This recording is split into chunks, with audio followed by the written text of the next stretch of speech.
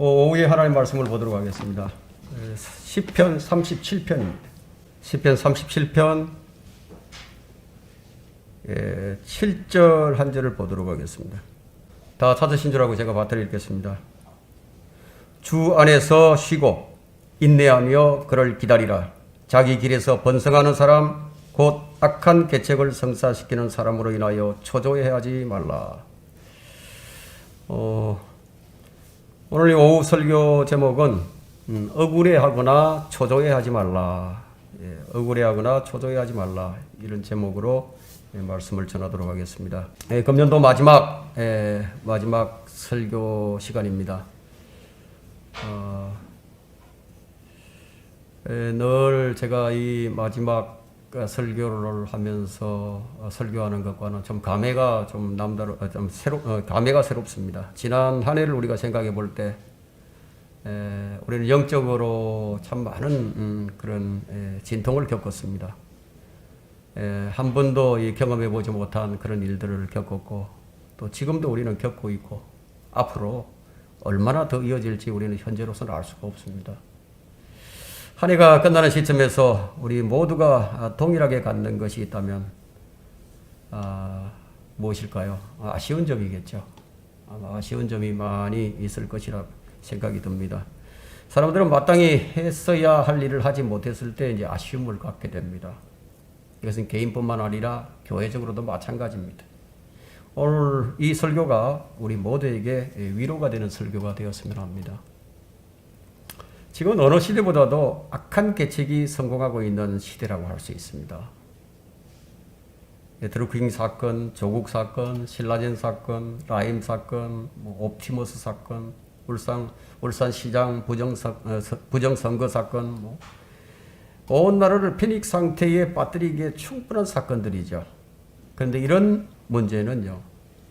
근데 문제가 뭐냐면 악한 계책이 이제 성공을 하고 있는데 그런데 온 국민이 방관자 내지는 동조자가 된다는 것이 더 큰 문제입니다. 양의 탈을 쓴 이리가 와서 거짓말을 하면 다 넘어가죠. 근데 한 번 속는 것은 속이는 자의 책임이 크고요. 두 번 속는 것은 속이는 사람이 아니라 속는 사람의 문제라 책임이다. 이런 말이 있습니다. 평화를 싫어하는 사람은 없어요. 평화를 싫어하고 전쟁을 좋아하는 사람이 어디 있겠습니까? 지금까지 북한은 핵을 만들지 않겠다는 약속을 8번이나 했는데 정치 수용소에는 15만 명이 넘는 사람들이 수용되어 있고 또 인권이 말살되고 있고 언제 죽을지도 모르는 그런 무소불위의 권력을 휘두르는 집단인데 작은 소수의 사람들, 약 5%의 사람들을 위해서 95%가 희생해야 하는 그런 나라죠. 그런 정권 말 한마디에 이 정권이 춤을 춥니다. 70년 이상 독재 권력을 유지한 국가는 북한이 유일합니다. 북한은 지구상 가장 악랄한 독재 국가죠. 여러분은 북한 김정은 정권의 말을 믿을 수 있겠습니까? 믿을 수 있을까요? 같은 생각, 같은 마음이 아니라면 같은 길을 가기 어려워요. 두 사람이 동의하지 않고 어떻게 같은 길을 갈 수 있겠느냐? 이것이 주의 말씀입니다. 악인들은 번성합니다. 악인들은 번성해요. 이 기득권층은 계속 부를 축적합니다. 여러분 아파트가 3년 8개월 만에 2배 이상 뛰었어요. 가진 자는 더 많이 가지니까 좋겠죠. 가난한 자들은 초조해합니다. 불안해요. 여기서 빈곤으로 인한 자살자가 많이 늘어갑니다. 이 자살자 수가 우리나라가요 전 세계 1위입니다. 가난한 자는 희망이 없는 시대예요. 결혼을 해도 아이를 안 낳습니다. 그러나 시국이 어떠하든지 간에 우리의 형편과 상황이 어떠하든지 간에 주님은 우리 그리스도인들에게 하시는 말씀이 바로 초조해하지 말라. 이 말씀이 여러분에게 위안이 되는 사람이 있는 반면에 또 그렇지 않은 사람들도 있습니다. 오늘의 이 말씀으로 우리는 모두 초조해하지 않는 사람들이 되어야 할 것입니다. 사실 그대로 하나님의 말씀으로 받으면요 초조해하지 않아요. 시편 이 37편은 어느 시대 어떤 성도에게나 해당하는 경건에 적용할 수 있는 많은 영적 요소들이 들어있습니다. 예언적 주제와 또 교리적인 문제들도 많이 나타나지만 그것들 가운데서 6구절은 신약의 주제를 다루고 있습니다. 그 주제가 바로 왕국이에요. 왕국. 왕국의 상속. 9절, 11절, 18절, 22절, 29절에서 유업에 대한 내용이 나오는데 이것은 분명히 천년왕국에 관한 내용입니다. 반면에 재림에 관한 내용들도 있죠. 2절, 6절, 10절, 13절, 20절, 36절에 이제 나오는데, 그리고는 이 모든 내용 가운데 초조해하지 말라는 이 명령이 3번 주어집니다. 자, 이 명령은 신약 성도들에게 적용하기에 딱 알맞는 명령이에요. 특별히 우리는 경계해야 할 것이 있는데 바로 시기심이에요. 시기심은 사람들을 초조하게 만듭니다. 이 명령은 우리 그리스도인에게 좌절하지 말라고 주신 말씀이에요. 좌절된 야망은 지역교회에서 발생하는 문제들 중에 열의 아홉을 일으키는 요인이 됩니다. 하나님의 자녀들은 행악자들로 인해서 시기하거나 불평하거나 부러워하거나 불행해하지 말아야 하는 거예요. 행악자의 사전적인 정의는 악을 행하는 자인데, 그러면 성경이 말하고 있는 행악자는 어떤 사람이죠? 살인자나 폭력자나 사기범이나 공갈 협박범들만 행악자라고 말하지 않습니다. 성경은 의인은 없나니 없도다 한 사람도 없다고. 모든 사람을 가리켜서 악인이라고 말하고 있죠. 그 성경은 이런 사람들에게 하시는 말씀이 이사야 55장 7절에 주신 말씀인데, 악인은 자기의 길을 버리고 불의한 사람들은 자기의 생각들을 버리고 주께로 돌아오라. 주님은 언제나 심판 이전에 먼저 회개를 촉구하십니다. 돌이키라고 기회를 주시죠.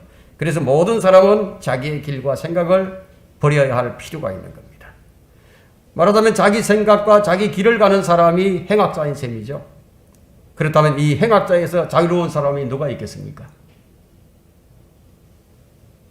이 행악은 어디에서 시작이 되었을까요?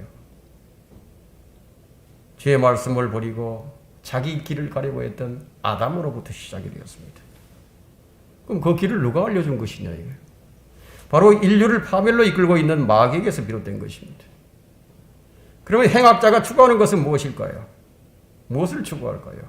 어떤 방식으로 이를 성사시키려고 할까요? 보기에 좋은 대로 결정을 하죠. 마음을 거기에 두고 사는 것이 바로 행악자의 길입니다. 자기 좋을 대로. 사람의 선과 악은 동전의 양면과 같아요. 선과 악의 지식의 나무는 한 나무예요. 분리될 수가 없다. 동전의 양면과 같습니다.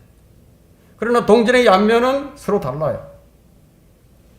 하지만 분리는 할 수 없어요. 선과 악은 분명히 다르지만 사람이 만든 선과 악은 한 나무에서 나온다. 일반적으로 사람들의 속성은 윤리와 도덕으로 평가하는 습성이 있습니다. 거듭나지 않은 모든 사람들은 마치 동전의 양면과 같습니다. 그러나 본문의 이 행악자는요, 1절에 나오죠? 1절에 죄악을 행하는 자예요. 죄악을 행하는 자예요. 이 행악자는 7절에 자기 길에서 번성하는 사람이에요. 자기 길에서 번성하는 사람. 곧 악한 계책을 성사시키는 사람이라고 말합니다. 누구죠? 부자들이에요. 부자들. 네. 이 시대의 기득권자들. 자, 이런 자들은 마태복음 산상설교에서 나오는 윗선자들이죠. 그리고 부자가 천국에 들어가기가 낙타가 바늘기로 들어가는 것보다 더 어렵다고 말씀하신 바로 그런 자들입니다. 그럼 이런 행악자들이 언제 없어지느냐 이거예요. 그 10절을 보게 되면 잠시 후면 악인이 없어지리니 정녕 네가 그곳에 있던 곳을 그가 있던 곳을 열심히 찾을지라도 그것이 없을 것이라. 이 잠시 후면 이때가 오기 전에는 안 없어진다는 거예요. 이 악인들이 없어지지 않아요. 그때가 언제냐? 주의 재림이에요. 근데 성경은 잠시 후라고 말씀하시죠. 아마 이 말씀이 여러분에게 아멘이 될 겁니다. 여러분 안에 계신 영이 내 안에 계신 영과 동일한 영이라면 이 말씀에 아멘으로 화답이 될 겁니다. 그렇지 않다면 이 말씀을 여러분들이 받아들일 수 없을 거예요. 초조해하지 말라. 첫 번째, 너희 길을 주께 맡기고 또 그를 신뢰하라. 그리하면 그가 이루시리라. 지금 5절 말씀이죠. 앞서 말씀드린 대로 본문은 재림에 대한 부분이긴 하지만 영적인 지금 적용을 하려고 합니다. 1절에서 10절까지에는 7명령들이 주어지고 있습니다. 첫째는 시기한다는 의미에서 초조해하지 말라고 그랬고요. 둘째는 주를 신뢰하라예요. 셋째는 또 주를 기뻐하라. 넷째는 너희의 길을 주께 맡기라. 다섯째는 또 그를 신뢰하라. 여섯째는 주 안에서 쉬라. 일곱째는 화를 거치고 노여움을 거치라. 이렇게 7가지의 명령들이 주어져 있습니다. 신뢰하라는 말이 3번, 초조해하지 말라는 말이 3번 나와요. 이렇게 서로 비례를 하는 것을 볼 수 있죠. 자, 이렇게 볼 때 초조함은 어디서 나오느냐? 주님께 맡기지 못한 데서 나옵니다. 일반적으로 환난이 오면 불안이 생기게 되고 초조해집니다. 그러나 그 불안은 주를 신뢰하지 못하고 맡기지 못했기 때문이에요. 그러나 이 명령을 지키고 있는 성도들은 환난 중에서도 즐거워합니다. 달라요. 환난 중에 고통스럽지 않은 사람은 없죠. 그럼에도 성도들이 즐거워한다는 것은 환난이 인내를 이루고 인내는 연단은 소망을 이루는 줄 알기 때문이에요. 이런 소망이 있는 사람, 이런 믿음이 있는 사람은 환난 가운데서 즐거워하는 거예요. 성도들이 받는 고난에는 주와 함께 받는 고난이 되게 해야 한다 이거예요. 이것이 중요한 겁니다. 그렇게 하지 아니하면 영광이 없는 고난이 되고 말죠. 여러분은 이 영광이 없는 고난을 아마 원치 않을 겁니다. 영광을 얻으려면 앞서 말한 대로 이 7가지의 명령들을 지키라는 거예요. 우리가 이 일을 지키는데 소홀히 하게 되면요, 마치 일을 안 해가지고 그 각종 세금과 공과금들이 있죠. 이것이 체납되어서 막 쌓여가게 될 겁니다. 일하지 않고 놀고 먹으려는 심보죠. 주님은 일하기 싫어하는 자는 먹지도 말라고 하셨습니다. 우리가 이 7가지의 명령들을 잘 이행한다면 하나님께서는 우리의 의식주를 책임져 주실 것을 신뢰해야 된다는 거예요. 행복할 수 있도록 기뻐하고 감사하면서 모든 것을 기도로 하나님께 맡기라는 거예요. 사실 이제 이 기쁨이라는 거, 기뻐한다는 것은요, 신뢰한다는 것보다도 한 단계 더 높은 수준입니다. 악한 상황을 기뻐한다는 것은 쉬운 일이 아니거든요. 그런 상황 가운데서 또 주를 기뻐하라는 것은 더욱더 쉬운 일이 아니에요. 주님은 지금 무엇인가 지금 조건을 얘기하고 계십니다. 또 주를 기뻐하라. 그리하면 조건적이에요. 그리하면 네 마음의 소원들을 내게 주시리라.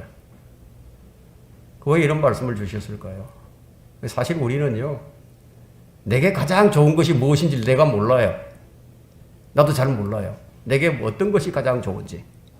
내가 정말 필요로 하고 있고 정말 있어야 할 것이 무엇인지 잘 모른다는 거예요. 그 주님께서 내게 가장 좋은 소원이 무엇인지 지금 알려주시겠다는 겁니다. 악인들은 욥기 21장 7절에서 10절에 따르게 되면 악인은 번영해요. 번영합니다. 악인들의 번영은 주의 재림 때까지 계속 번영한다. 그러나 10절에서 잠시 후면 바로 주의 재림을 가리키는데 이때까지 그리스도인은 가야 할 길을 어떻게 주님께 맡겨야 된다는 거예요.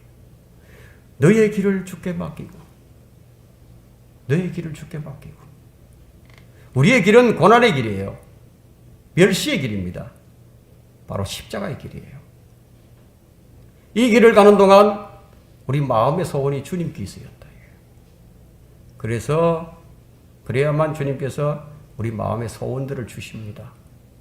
잘 모르잖아요, 우리가. 내게 무엇이 필요한지, 어떤 것이 옳은 길인지 잘 몰라요. 여러분, 공부를 해도 잘 몰라요. 성경을 읽어도 잘 모른다고. 자, 우리가 이 길을 가는 동안 그 소원들이 주께 매여 있어야 하기 때문이에요. 이때 주의해야 하는 것이 바로 7절과 8절인데요. 주 안에서 쉬고 인내하며 그를 기다리라. 자기 길에서 번성하는 사람, 곧 악한 계책을 성사시키는 사람으로 인하여 초조해하지 말라. 화를 거치고 노여움을 버리라. 결코 악을 행하려고 초조해하지 말라. 그래도 악인들이 이 부자로 이제 살면서 떵떵거리며 사는 건요, 그래도 좀 봐줄만 해요. 그러나 이 악한 계책을 성사시키는 사람들을 보면 참 분노를 참기가 어려워요. 온갖 모함과 협의를 뒤집어 씌우면서 영적인 살인을 저지르는 사람들을 보면 더 참기가 어렵죠. 그런 사람들을 보면 자기 손으로 악으로 갚으려는 유혹이 따르기 마련입니다. 자기 손으로 심판해서 그 악인들의 악행을 그치게 하려는 유혹이 너무 강력하다 이거예요. 정말 참기 어려운 때가 있어요. 그런데 화를 거치고 노여움을 버리라고 명령하고 있습니다. 그럼 왜 그렇게 해야 하느냐 이거예요. 잠시 후면, 여러분, 잠시 후면 마치 이 화평의 풍요함이 북쪽에서 남쪽, 동쪽에서 서쪽까지 땅을 뒤덮을 것이라고요. 이 날은 성경에 기록된 가장 위대한 날인데 이것이 약 50군데가 넘게 기록이 되어 있습니다. 바로 주의 책임이에요. 잠시 후면 주님께서 우리 마음에 소원을 주십니다. 다르게 말하면 주님께서 그리스도인의 걸음을 정하신다는 거예요. 주님께서 우리 발걸음을 명령하신다는 점에서 반드시 따르는 사람이 있으리라는 전제하에서 이 명령이 주어집니다. 아무도 안 따를 것 같으면 이 명령이 안 주어지죠. 그러므로 성도의 삶이 혼란스럽다면 그것은 주의 명령이 아니라는 점에서 이해를 해야 합니다. 여러분 생활이 혼란스러우면요, 그거 잘못된 것입니다. 그리스도인의 삶이나 증거에 있어서 규칙에서 벗어나서 세속화되어서는 안 됩니다. 악에서 떠나고 선을 행하라는 것은 이것이 바로 그리스도인의 삶의 행로이기 때문이에요. 이것은 거의 모든 설교자들이 설교의 주제예요. 대부분 이런 설교를 하죠. 괴로움 있죠. 예, 갈등, 번민, 슬픔, 아픔, 배신, 염려. 우리 이런 것들을 그리스도인들이 다 겪어요.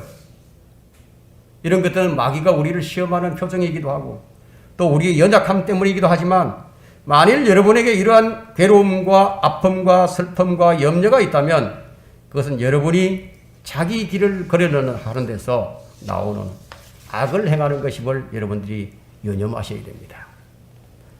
그리스도인들 가운데서 이상하리 많지 융화가 잘 안 되는 사람들도 있습니다.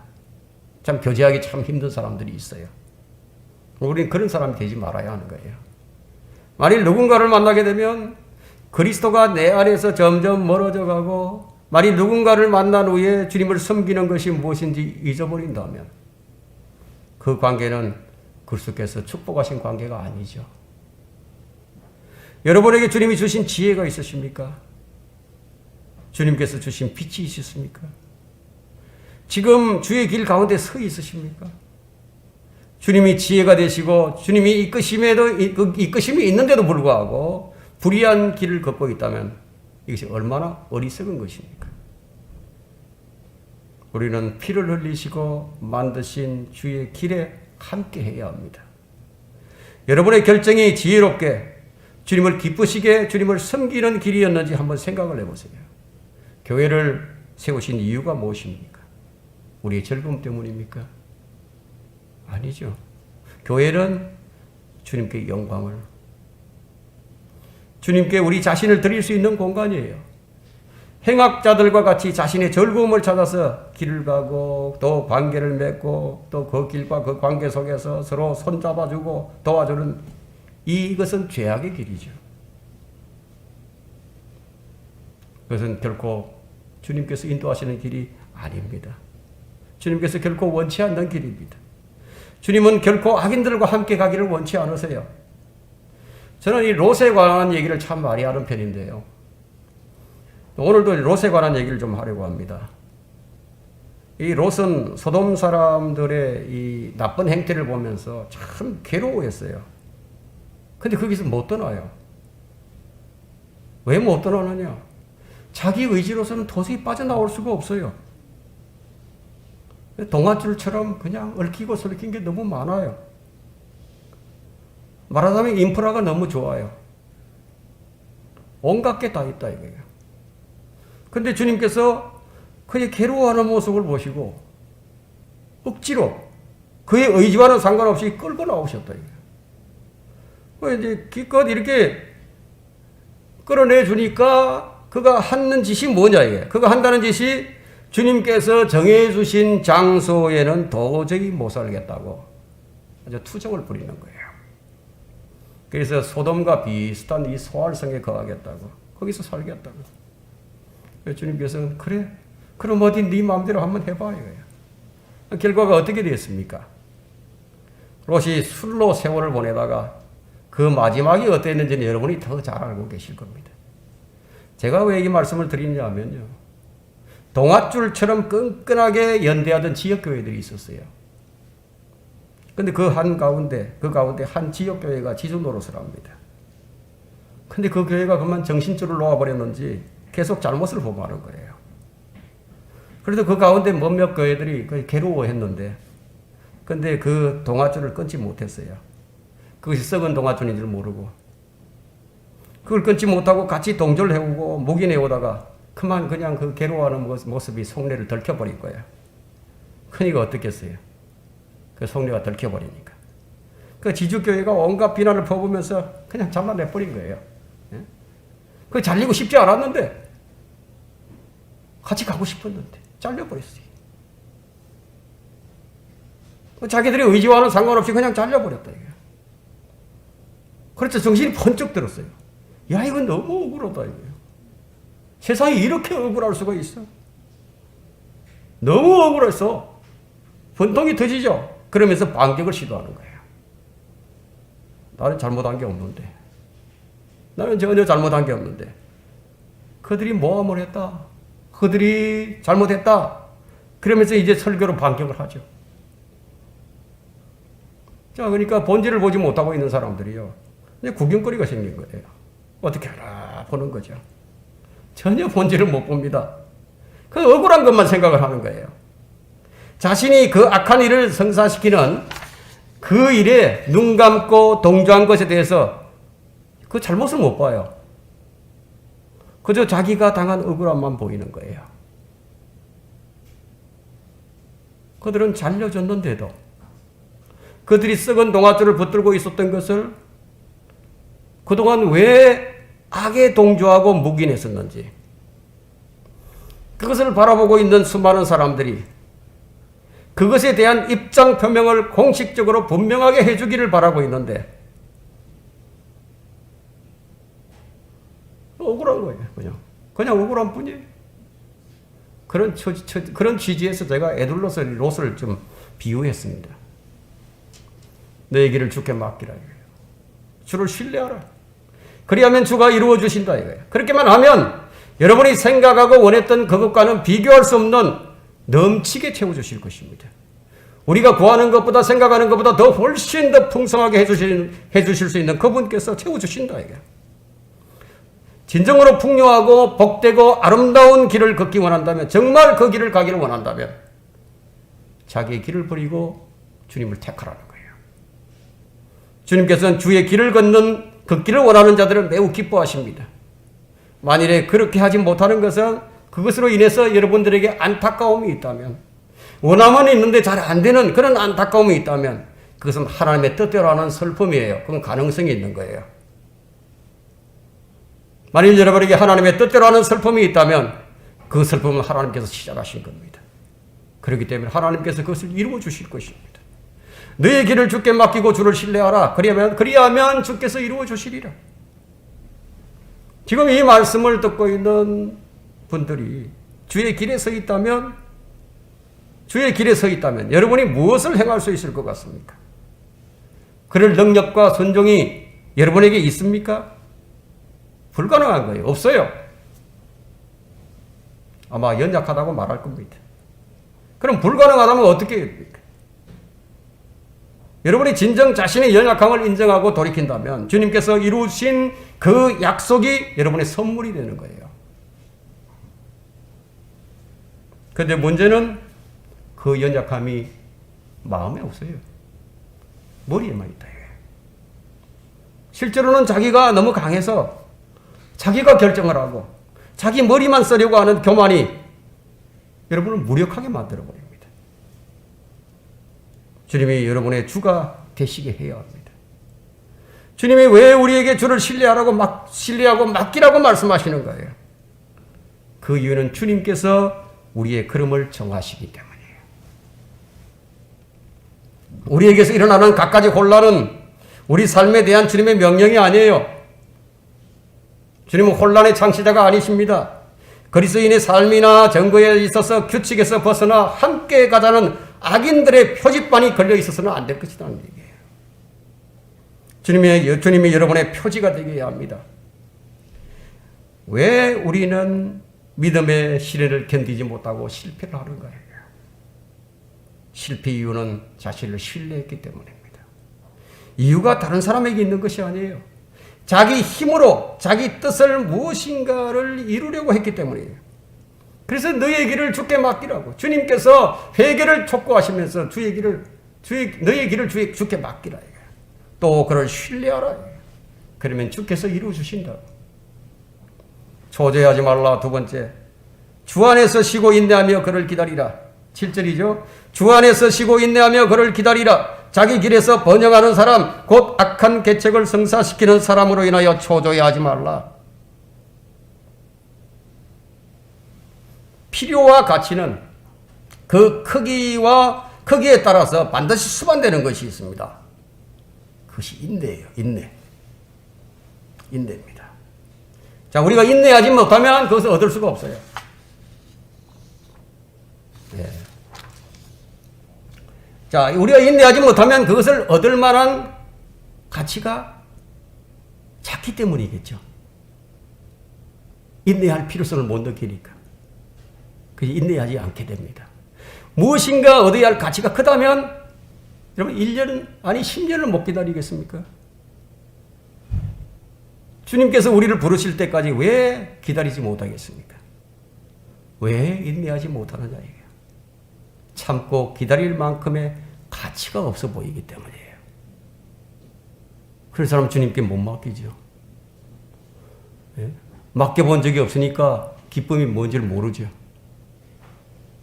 조금 더 기다리면 될 텐데 그것을 기다리지 못하고 불평을 터뜨리고 이를 그르칩니다. 대인관계에서 신뢰가 한번 깨지면요, 그건 회복하는 것은 여간 어려운 게 아닙니다. 오랜 시간이 걸리죠. 주님과의 관계도 마찬가지예요. 주님과의 관계가 깨지지 않게 해야 됩니다. 인내는 하나님의 뜻이에요. 히브리서 10장 36절에 너희에게 인내가 필요하면 너희가 하나님의 뜻을 행한 후에 그 약속을 받기 위함이라. 약속 그냥 받아지는 거 아니다. 인내가 필요한 거예요. 인내는 주님과 나를 위한 것입니다. 여러분의 육신의 원함이나 세상적인 필요들을 얻기 위해서 인내하라는 것이 아니에요. 하나님의 뜻을 행하고 그 약속을 받기 위해서입니다. 여러분은 하나님의 뜻과 그분의 약속을 얼마만큼 소중하게 생각하느냐 이게. 여러분들이 소중하게 생각하는 것만큼만 인내할 겁니다. 가치가 적으면 인내도 조금이에요. 가치가 크면 인내도 커집니다. 하나님의 종들은 자신의 쓸데없는 생각이 떠오르면요, 그것을 억제하고 그것을 자제합니다. 아, 이것이 죄구나. 이것이 죄구나. 그걸 알아요. 하나님 앞에 자존심 세우는 것만큼 어리석은 것은 없죠. 여러분이 하나님의 뜻을 말하고 있지만 참으로 여러분 마음 깊은 곳에서부터 하나님의 뜻을 향해서 얼마나 인내하고 여러분의 혼의 닻을 주님께 고정하고 사는가 이거예요. 무엇이 어렵지? 무엇이 두렵습니까? 왜 갈등을 하죠? 무엇 때문이죠? 자기 길을 가려고 하는 것 때문이 아닙니까? 그것이 하나님의 뜻 때문입니까? 그것이 하나님의 약속을 얻기 위한 것입니까? 하나님의 뜻대로 하는 설법은 왜 하지 못합니까? 주를 신뢰하지 않기 때문에 여러분은 주를 향한 열정이 식어가는데도 왜 아파하지 않습니까? 세상 일에는 그토록 열심을 내면서 왜 주의 일에는 열심히 안 날까요? 그건 자기 길이 가치가 너무 크기 때문에 그래요. 왜 그리스도의 사랑에 동참하지 못합니까? 주님께 못 맡기기 때문이에요. 이론적으로는 아는데 실제적으로 안 바뀌어져요.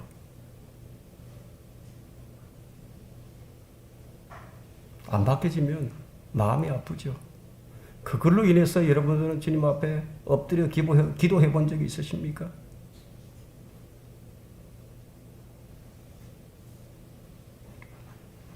신뢰가 필요한 거예요. 주의 약속은 사랑의 결정체입니다. 주의 약속을 기다리라. 여러분은 언제 주의 풍성함을 누려보았습니까? 마음의 황량함, 메마른 마음, 세상을 향해 가는 발걸음, 육신의 욕구, 충족, 그것 때문에 슬퍼하고 계시는 주님의 모습은 안 보이십니까? 야고보서 1장 4절에 그러나 너희 인내를 온전히 이루라. 이는 너희가 온전하고 잘 갖추어져 아무것도 부족함이 없게 하려 함이라. 인내는 온전함을 이루는 수단이에요. 온전함은 부족함이 없죠. 부족함이 없다는 것은 영원히 만족한다는 거예요. 베드로전서 1장 8절과 9절에 보면 우리는 무엇 때문에 우리가 말할 수 없는 영광으로 즐거워하고 있는지 그 답이 나오죠. 너희가 그를 보지 못하였으나 사랑하며 지금도 보지 못하나 믿고 있으며 또 말할 수 없는 영광으로 가득 찬 기쁨으로 즐거워하나니 이는 너희 믿음의 결과 곧 너희 혼들의 구원을 받았습니다. 우리 혼의 구원은 이처럼 만족이 있는 거예요. 영원한 만족이에요. 하나님의 사랑이 온전한 것이라면 그 형편에 연연하지 아니하고 부족함이 없는 것이 확실한 거예요. 그러나 사람의 관계, 이 세상에서의 모든 관계는 온전치 않기 때문에 결과에 따라서요, 기뻐할 수도 있고 눈물을 흘릴 수도 있습니다. 여러분, 성도들과의 관계는 어떻습니까? 그리고 그리스도 안에서의 관계는 어떻습니까? 에베소서 5장 30절은 이렇게 말씀합니다. 이는 우리가 그의 몸과 그의 살과 그의 뼈의 지체임이라. 우리가 이런 까닭에 그리스도로 인해서 기뻐할 수 있고, 이런 까닭에 우리가 그리스도로 인해서 축복할 수 있고, 이런 까닭에 그리스도의 몸된 교회에 유익을 끼칠 수도 있고, 이런 관계에서 지체들을 만나게 될 때 그 사랑으로 인해서 주님을 더 섬길 수가 있고 주의 영광을 나타낼 수 있는 관계가 되는 거죠. 이것이 그리스도 안에 있는 관계라는 사실을 잊지 마십시오. 가능한 한 만남이 비난과 비평을 하는 만남이 되지 않게 해야 합니다. 누가복음 21장 19절에 너희의 인내로 너희 혼을 얻으라. 너희 인내로 너희 혼을 얻으라. 사람 안에 있는 모습이요, 밖으로 드러납니다. 만일 여러분 안에 모습이 뱀이라면요, 그 뱀이 행한 짓거리와 가치를 따라서 그것을 표현하면서 살 수밖에 없어요. 벌레는 땅에 있는 것들 외에는 취하지 않습니다. 그것을 유일한 가치로 삼기 때문에 그것만을 사랑합니다. 왜 여기서 너희 육신을 얻으라고 말씀하지 아니하시고 너희 혼을 얻으라고 말씀하셨을 거예요. 살리는 것은 영이니 육은 전혀 무익하니라. 무익한 거 얻지 말라 이거예요. 혈과 육으로는 하나님의 나라를 상속받을 수도 없다고. 우리 혼의 구원을 받았다면 우리 혼은 골로새서 2장에 있는 말씀과 같이 육신과 분리되었다 이거예요. 더 이상 벌레가 아니에요. 분리되어 버렸어요. 하나님의 아들의 형상을 입은 자가 됐습니다. 영원한 생명을 소유했다면, 우리가 그 영원한 생명을 소유했다면 그 형상이신 그리스도의 생명으로 살아야 하는 것이 마땅하지 않겠습니까? 다른 어떤 사람에게서 그 모든 원망과 시비의 이유를 찾는 어리석은 그 위치에서 내려와서 주 안에서 쉬고 인내하며 주를 기다리는 거예요. 이렇게 하지 않으면 우리 행악자를 따라 살게 됩니다. 성도가 주님을 바라보지 아니하고 행악자를 보게 되면 그들이 늘 만족하면서 사는 것처럼 보여요. 떵떵거리고 사니까. 눈에 보이는 것은 그리스도인들 보니까 늘 굶주림에 허덕이는 것처럼 그렇게만 보여요. 뭐 실제 사는 게 그러니까요. 예? 주님 안에서 자기를 부인하고 자기 십자가를 지고 주의 길을 걷는 그리스도인은 가시밭길을 걷고 있는 자기 자신의 그런 모습을 보면서 때로는 가슴앓이도 합니다. 때로는 불평할 때도 있습니다. 그래서 그런 모습을 보면서 어째서 주님께서 나를 이처럼 모질게 대하시는가? 그렇게 생각을 하면서 나오미를 떠올리게 될 겁니다. 저는 감히 내 마음속에 주님을 만난 이후부터요. 하나님께서 나를 다루시기 시작하셨고 또 다루시고 부수고 또 부수시고 망하게 하시고 또 망하게 하셨지만 저는 내 마음 한가운데서 한 가지 말할 수 있는 것은 주를 원망하거나 주를 불평하지 않은 거예요. 나는 감히 주님께 불평하지 않았어요. 그 이유가 뭐냐면 언제나 그 모든 일들 가운데서 나를 돌아보면서 주의 다루심이 마땅하다는 것을 인정하지 않을 수가 없었어요. 주님께서 그렇게 하시는 것이 옳았습니다. 그것이 마땅했습니다. 왜냐하면 제가 행악자를 따라갔기 때문에 주님께서 나를 그렇게 다루실 수밖에 없었구나. 그 이유는 내가 하나님의 아들이었기 때문이에요. 그것을 알았던 겁니다. 우리는 무엇을 보아야 합니까? 우리는 두 가지를 볼 줄 알아야 합니다. 하나는 내 자신의 모습을 보는 거예요. 또 하나는 주의 은혜를 보는 겁니다. 노아는 주의 눈에서 은혜를 찾았던 사람입니다. 노아가 죄를 짓지 않기 때문에 의인이라고 불린 것이 아니에요. 노아가 주의 눈에서 은혜를 찾았기 때문에 주께서 그를 당대의 완전한 의인이라고 말씀하시고 그와 함께 동행해 주신 거예요. 만일 노아가 주의 눈에서 은혜를 찾지 않았다면 그는 다른 사람들과 함께 물로 인해서 멸망당해 버렸을 겁니다. 욥의 인내도 대단하지만 노아의 인내도 참 대단했습니다. 이 세상의 모든 사람은 의인이 없고 행악자들이에요. 그렇다고 다른 사람에게 창을 겨누는 어리석은 자는 되지 마세요. 비록 그 사람이 악하고 간악하다 할지라도 여러분 자신도 그러하다는 사실을 인정해야 합니다. 누가 누구를 재판장으로 끌고 갈 수 있겠습니까? 주님께서 받으신 사람이라면 어떻게 그 사람을 우리가 판단할 수 있겠습니까? 자신의 본래 모습을 보게 되면 절대로 다른 사람을 판단하지 못하게 됩니다. 벌레와 티끌과 같은 자신의 모습을 보게 되는 사람은 주의 눈에서 은혜를 찾게 될 겁니다. 왜 주의 눈에서 은혜를 찾지 않는 것인가? 행악자와 같은 자신의 모습을 보지 못하기 때문이에요. 이 교회는 생명의 말씀을 선포하고 있고 여러분을 풍성한 곳으로 인도하는 교회예요. 여기서 생수를 마시지 못하는 사람은 다른 곳에서 마실 수가 없죠. 행악자들이 화려한 화관을 쓰고서 온몸을 보석으로 장식하고 거들먹거리며 걸어요. 그런데 그 살찐 소들이 어디로 가고 있는지 한번 보세요. 그 끝을 한번 보시라 이거예요. 그들이 지금 누구에 의해 어디로 끌려가고 있는가요? 그들의 끝을 볼 수 있는 눈이 있다면 그들의 어리석음에는 동참하지 않을 것입니다. 언제까지 자기의 길을 꾀가고 마음에 숨겨진 행악자들의 길을 따르며 주의 은혜를 찾지 않을 것인가 하는 거예요. 겸손한 자들은 이 말씀을 아멘으로 받을 것이고 겸손한 자들은 이 말씀을 자신의 양식으로 삼을 겁니다. 왜 불나방이 불꽃을 보면 불 속으로 뛰어듭니까? 자신을 모르기 때문이에요. 구원받고 거듭나셨습니까? 여러분 안에 하나님의 씨가 있으십니까? 여러분 안에 그 생명의 씨로 인해 유업의 소망이 확고하게 자리 잡고 있으십니까? 세상을 풍물이 하지 말고 벌레인 우리를 사랑하셔서 자신의 생명을 주신 주의 눈에서 은혜를 찾아야 된다 이게요. 그것이 복이고 그것이 풍요예요. 사람이 교만해지면요 하나님의 말씀이 비집고 들어갈 틈이 없어져 버립니다. 초조해하지 말라. 세 번째, 그가 그들을 악인으로부터 구해내시며 그들을 구원하시리라. 40절 말씀이에요. 40절이 주의 도우심은 주를 신뢰할 때 도우심이 오는데 40절 보면 주께서 그를 도우시고 그들을 구원하시리라. 그들을 구하시리라. 그가 그들을 악인으로부터 구해내시며 그들을 구원하시리니 이는 그들이 주를 신뢰했기 때문이라. 여러분 주님을 움직이게 하시는 방법은 주님 신뢰하는 거예요. 예? 주님을 움직이게 하려면 주님 신뢰에 움직이신다.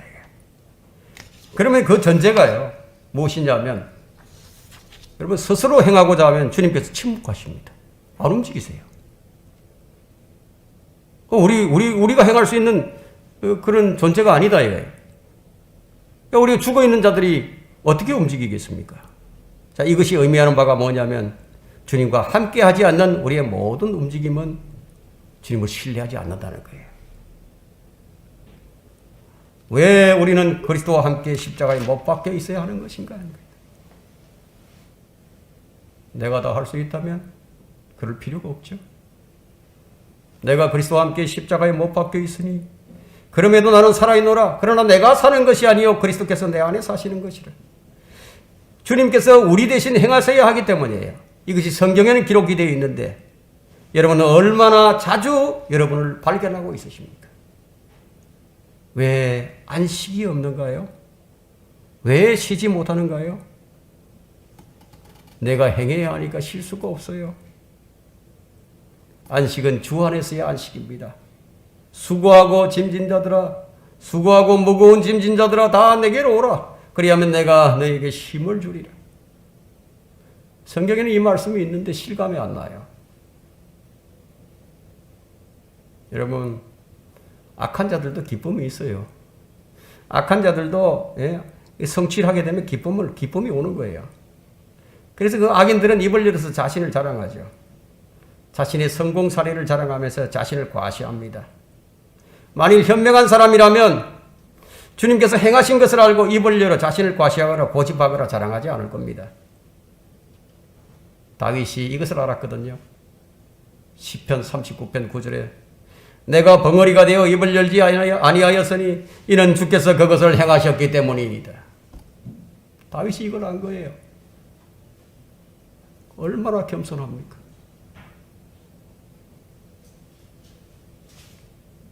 이것이 진정한 주님께 영광이에요. 주님은 선하신 분입니다. 선하신 분이 여러분을 망하는 길로 데려갈 것 같습니까? 만일 그런 의심을 해본 적이 있다면 바로 그것이 여러분의 육신에서 시작된 겁니다. 하나님의 사랑, 그 신실하심은 변함이 없으십니다. 그분은 합력하여 선을 이루시기 때문에 그분이 하시는 말씀이 초조해 하지 말라요.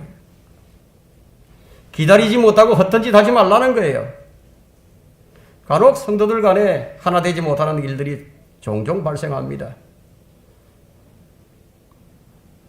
왜 하나 되지 못하는 일이 일어날까요? 주의 사랑 안에서 하나가 되지 못하고 있음을 입증하는 거예요. 형제를 향해서 악감정을 품고 있다면 그것은 주님을 향해서 악감정을 품고 있는 것입니다. 악인들의 종말을 볼 것이라고 말씀하십니다. 34절에 주를 기다리고 그의 길을 지키라. 그리하면 그가 너를 높여 땅을 유업으로 받게 하시리라. 그때 악인은 끊어지리니 네가 그것을 보리라. 이거야. 여러분, 주의 길은요 너무 좁아요. 좁은 길이에요. 사람들이 잘 찾지를 않습니다. 근데 그 길을 지키라고 말씀하시는 거예요. 선한 길 가운데 있으라고.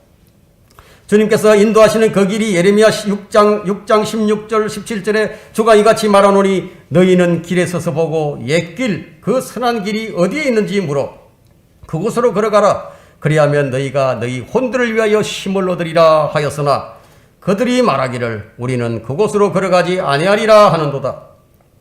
내가 또한 너희 위에 파수꾼들을 세워 말하기를 나팔 소리에 귀를 기울이라 하였으나 그들이 말하기를 우리는 귀 기울이지 않겠노라 하였느니라.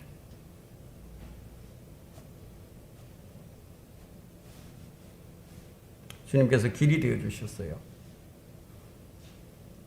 여러분들이 좁은 문으로 들어와서 그 좁은 길에 지금 서 있다면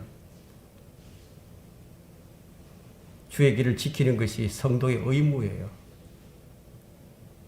의무예요, 의무. 주를 기다리면요, 경배의 한 부분으로 나타납니다. 자기 길을 걷는 사람은 주를 경배하지 않아요. 지킨다는 것은 행한다는 의미도 있습니다. 주의 길을 따르는 것은 구체적이어야 된다 이거예요. 주를 믿고 따르는 삶이 신앙인데, 신앙은 내적인 것과 외적인 것의 조화예요. 이 말씀의 의미는 주님은 길이실 뿐만 아니라 말씀하시고 행하실 것을 가르쳐 주시고 단순하게 가르쳐 주시는 것으로만 끝나는 것이 아니라 그 길을 걸어갈 수 있도록 능력까지도 주신다는 거예요. 그래서 다윗은 악인들이 번성하는 것을 보고 초조해하지 말라고. 사람들은 흔히 이렇게 생각합니다. 나만 고통을 당하는 줄 알아요. 사실요, 사람들은 고생하기 위해서 태어났어요. 왜 나는 고통을 더 많이 당하는 것일까? 왜 더 많은 고통을 당한다고 생각을 하십니까? 내가 다른 사람들보다 더 완고하니까요. 지금도 주님께서 여러분을 다니고 계십니다. 완고함을 깨뜨릴 때까지 당하는 거예요. 여러분, 번영하는 자들 보세요. 그들은 금수저로 태어났습니다. 근데 금수저로 삽니다. 그런데 그들이 어디로 가고 있습니까? 그들의 종말이 어디입니까? 영원한 지옥 불못이. 사람들이 왜 그들을 부러워하는지 아십니까? 시기와 원망과 불평이 왜 생기는지 아십니까? 그가 나보다 훨씬 더 많이 잘못했는데. 이게 무슨 뜻이에요? 그가 나보다 훨씬 더 나쁜 인간인데. 그렇다면 여러분들은 하나님 보시기에 그렇게 선한 위치에 서 있으십니까? 왜 스스로 재판관이 되고자 하는 거예요? 주님께서 심판장 아니십니까? 주님을 밀어내실 참입니까? 여러분이 자기의 길을 걷는 자의 그 끝을 보려면 우리는 17절을 주목해야 됩니다. 17절 볼까요? 이는 악인의 팔들은 부러질 것이나 의인은 주께서 붙드심이라. 여러분 안에 계신 주를 한번 주목해 보세요. 주님께서 어떻게 다가오시는가? 여러분이 주님을 주목할 때 그 실체를 볼 수 있어요. 여러분이 여러분을 쓰기 때문에 주님이 일하지 않으세요. 주님께서 일하지 아니하시는데 세상을 이길 수 없는 것은 당연하지 않겠습니까? 자기 자신이 일을 했기 때문에 주께서 일하실 수가 없었다는 그런 고백이 나온 적이 있으십니까? 행악자들은 자기 자신만을 원합니다. 스스로 번영하려고 하죠. 그런 사람의 특징은 자신의 두각을 나타내기를 원합니다. 이유가 무엇이냐면 자기 자신을 쓰려고 하는 마귀의 독소가 아직 제거되지 않았기 때문이에요. 그런 그들을 향해서 주님은 표효하십니다. 스가랴 2장 13절에 오 모든 육체들아 주 앞에서 잠잠하라. 이는 그가 그의 거룩한 처소에서 일어나십니다. 재림이에요. 주의 재림으로 행악자들은 사라질 것입니다. 그래서 오늘 10절 말씀에 잠시 후면 악인은 없어지리니 정녕 네가 그가 있던 곳을 찾을지라도 그것이 없을 것이리라. 결론은